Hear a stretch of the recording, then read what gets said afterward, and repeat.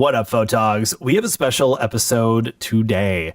So Alex posted this photo in the Facebook group earlier this week asking for some feedback. Got some good stuff. And one of the things that came up, if I zoom in here, you can see these sticks that run right along their heads. And it just looks weird. So we're trying to figure out how to get rid of those. So I said, hey, send me the photo and I'll make a little video and show you how to do it. So here we are. When I first start editing on a photo, and I just got this, I have not been practicing. I don't have like a before and after already ready to go because I'm going to show you how I do it as I do it.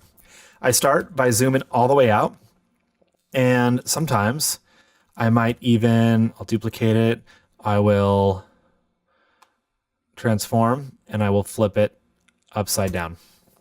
And I do this to look at shapes. This is a trick I learned when I went to training for the PPA print competition judging.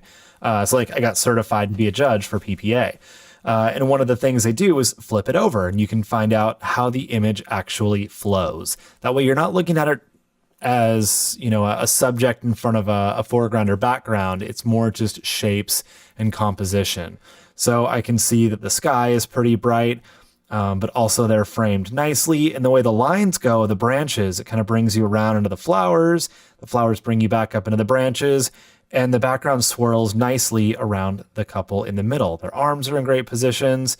Pretty solid composition. So now that we have the photo, I will get a little bit closer. And again, kind of unfocus my eyes and just see what lines I can see.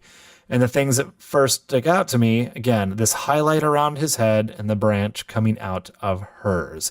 So we want to get rid of those. And how do we do that? With the clone stamp. So hit the letter S, as in stamp. And first I'm going to change my blend mode to darken. And the reason I do that, let's get rid of that guy there. I only want to take the dark part of the background and then clone it over the branch. I don't want to take everything, because watch what happens if I'm on normal, for example.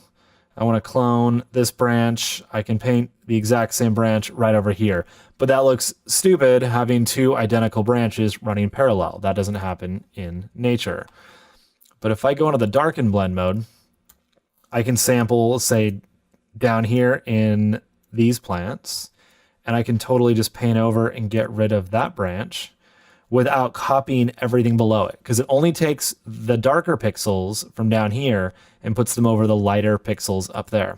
So if I were to go the other way, switch to lighten, and try and do the same thing, you notice it doesn't really do much because there's no lighter pixels down here to cover up these.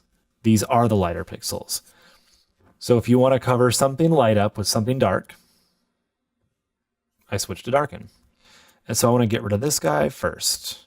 So get pretty small brush, and it depends on the size of the thing you're cloning. So there's no set number, but I leave my hardness at 0.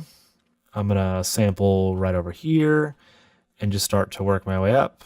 And then I'm going to sample here and sample down here. And the reason I mix it up is because, again, I don't want to just follow one straight line up here and then have the same line cloned over it, because you'll have what's called clone tracks. Just two parallel sets of the same pattern that look like it was cloned out.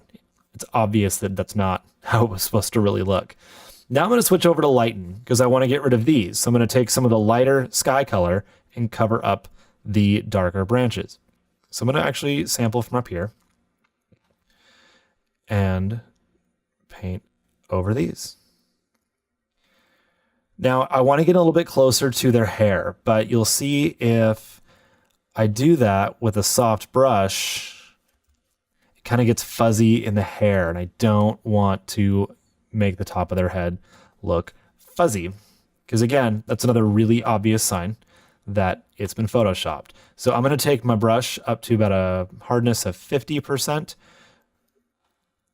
This way I can get in a little bit tighter without actually bleeding over into the hair. And I think that looks pretty good.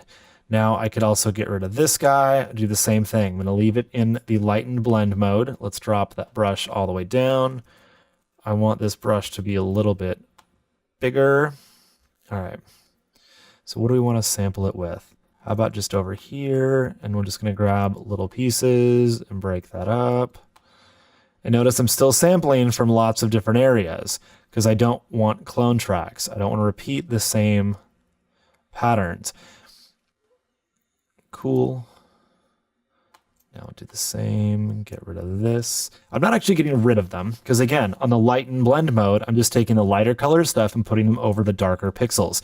So it is still leaving some of the background and some of the other pixels there, which is awesome because if you cloned this out and made it totally empty and devoid of branches, it'd be, again, really obvious that you photoshopped this because tons of straggly branches everywhere, and then suddenly there's this clean space right around them. It would look super fake. Also, you have one main branch running along this way. I don't want to clone out of it and break that branch up. So I'm only going to clone back until I hit those branches and then keep the flow going the way that it was. So now if we zoom out, I think that looks pretty darn good. No more branches coming out of her head, no more vines going along the back of his head. And this is how I would remove those distracting things from the background. So thanks again, Alex. I hope this was helpful. Thanks for tuning in. Don't forget to hit subscribe down below so you never miss an episode. And be sure to swing on by our private Facebook community, Photogs Unite, where you can learn with other photogs from around the world who are just like you. Until next time, Photogs, remember that every photo you take brings you one step closer.